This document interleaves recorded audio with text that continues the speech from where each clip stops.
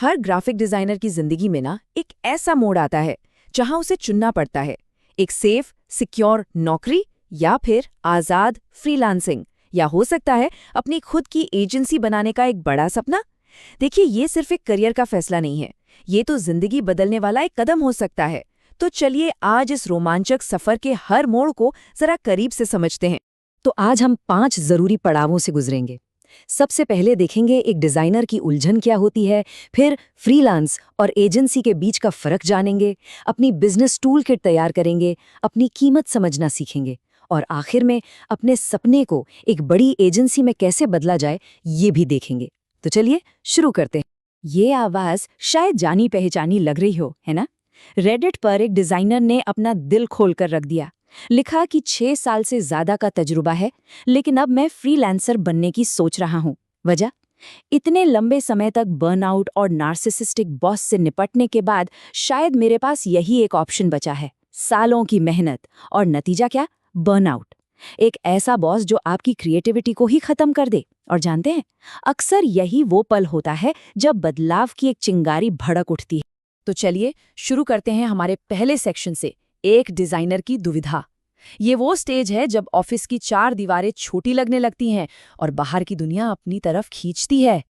और यहीं से हम आते हैं हमारे दूसरे सेक्शन पर, फ्रीलांस बनाम एजेंसी। सवाल बड़ा सीधा है, कौन सा रास्ता चुने? क्या अकेले अपनी पहचान बनानी है या फिर एक टीम का हिस्सा बनना है? चलिए दोनों के फायदे और नुकसान को जरा तौल कर देखते हैं। एजेंसियों की कड़वी सच्चाई। एक रेडिट यूजर ने इसे बड़े कमाल के शब्दों में बयां किया है।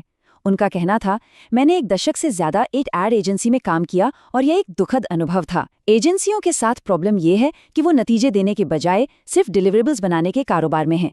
मतलब बस काम खत्म करो, डेडलाइन पूरी करो, आपका डिजाइन दुनिया बदल रहा है या नहीं, इससे उन्हें कोई मतलब नहीं। लेकिन रुकिए, कहानी का एक दूसरा पहलू भी है। एक और यूजर ने कहा, एजेंसियां फ्रीलांस जैसी वैरायटी दे सकती हैं, और जो अच्छी एजेंसियां होती हैं ना, वहां अकाउंट सर्विसेज और प्रोजेक्ट मैनेजमेंट की टीम होती है। इनका काम क्या है? इनका काम है क्रिएटिव लोगों को क्लाइंट के उस पागलपन से बचाना। आप जानते हैं ना, वो बस एक छोटा सा चेंज है वाला पागलपन। तो यहाँ आपको फ्रीलांसिंग वाली वैरायटी भी मिल सकती है और टीम का सपोर्ट भी। तो फैसला क्या है? देखिए, एक तरफ है पूरी आजादी का आसमान, अपने क्लाइंट चुनो, अपने हिसाब से काम करो, लेकिन कमाई की कोई गारंटी नहीं। और दूसरी तरफ है महीने की पक्की तनख्वाह, एक टीम का साथ, पर हो सकता है आपके पंख थोड़े कटे हुए हों, क्रिएटिव कंट्रोल कम हो। यहाँ असल बात यह है कि सही या गलत कुछ नहीं है। चुनाव इस बात पर निर्भर करता है कि कोई क्या चाहता है, एडवेंचर या स्टेबिलिटी। अच्छा, तो मान लीजिए आपने अकेले चलने का फैसला कर लिया। बहुत बढ़िया।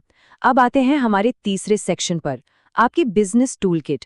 क्योंकि देखिए, इस रास्ते पर निकलने से पहले आपके बैग में कुछ जरूरी कागजात और टूल्स होने ही चाहिए। तो अकेले चलने के लिए तैयार? अगर हाँ, तो अगला पड़ाव है थोड़ी सी कागजी कार्रवाई का। जी हाँ, अब बात होगी कॉन्ट्रैक्ट और टैक्स की। ये वो चीजें हैं जो क्रिएटिविटी जितनी ही या शायद उससे भी ज्यादा जरूरी हैं। कॉन्ट्रैक्ट, नाम सुन के थोड़ा डर लगता है ना, लेकिन ये बहुत जरूरी है। देखिए, आपके डिजाइन कॉन्ट्रैक्ट में ये 5 चीजें तो होनी ही चाहिए। सबसे पहले स्कोप, मतलब काम क्या करना है, ये साफ साफ लिखा हो। दूसरा, फीस और खर्चे, पेमेंट कैसे और कब मिलेगा।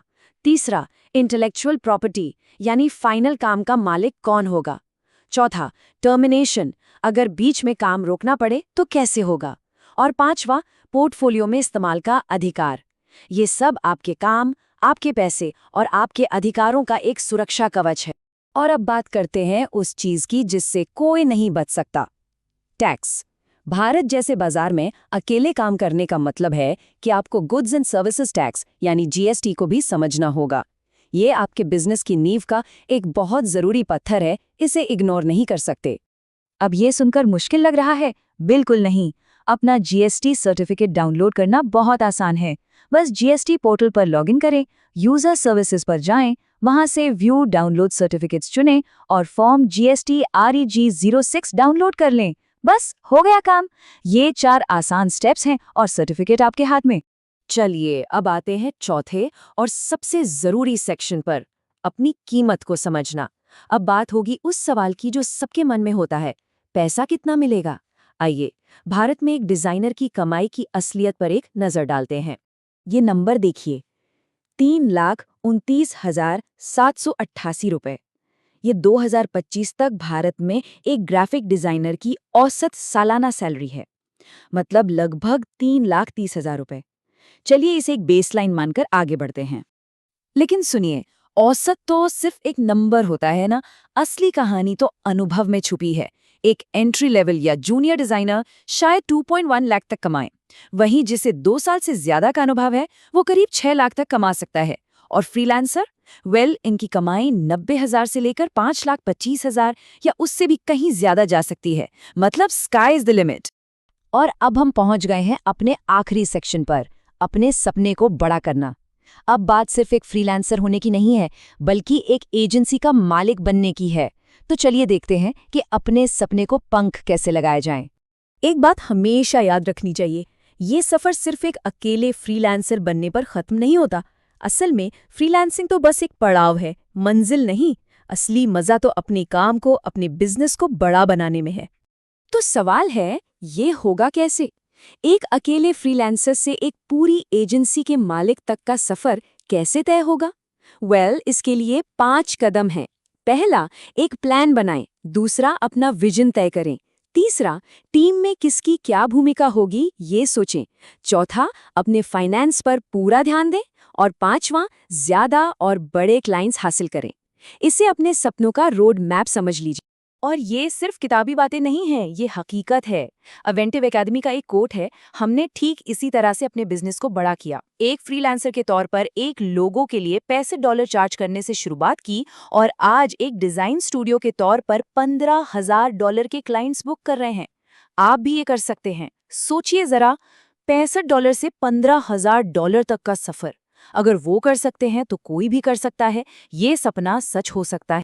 तो आखिर में बस एक सवाल, जब अपना भविष्य खुद डिजाइन करने की ताकत हमारे ही हाथों में है, तो फिर वो एक कौन सी चीज है जो हमें रोक रही है? इस सवाल का जवाब कहीं बाहर नहीं, हमारे अंदर